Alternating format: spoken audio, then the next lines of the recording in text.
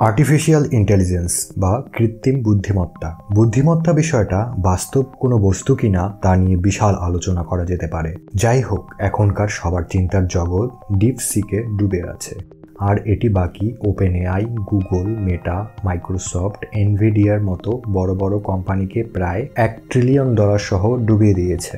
আরও ডলার ডুবছে।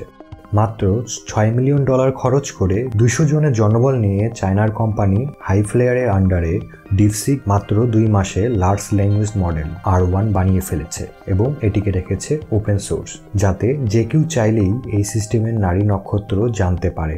এদিকে আমেরিকার বড় বড় কোম্পানিরা এতদিন ধরে এমন ভাব নিয়েছিল যে এআই মোড়ল তারাই, এবং এটি ডেভেলপ করতে যে যন্ত্রপাতি ও লোকবল লাগবে তাতে হাজার হাজার কোটি ডলার প্রয়োজন। এই হাইপে ইনভেস্টররাও এই খাতে প্রচুর টাকা ঢেলেই যাচ্ছিল। কিন্তু ডিপসিক যখন কম খরচে পুরনো যন্ত্রপাতি ব্যবহার করেই চ্যাট জিপিটির কাছাকাছি, কিছু ক্ষেত্রে জিপিটির চেয়ে বেটার ল্যাঙ্গুয়েজ মডেল বানিয়ে ফেলেছে, তখন আমেরিকার এসব কোম্পানির তৈরি করা বাবল এক বড় বিস্ফোরণে ফেটে পড়েছে।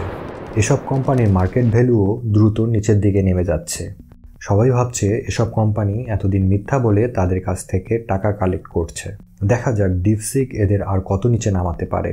ডিপসিকে যে টেকনিক ব্যবহার করা হয়েছে সেখানে অনেক শর্টকাট ব্যবহার করা হয়েছে। এটি নিয়ে আরও বিস্তারিত আলোচনা আসবে। কমেন্টে আপনাদের মতামত জানান।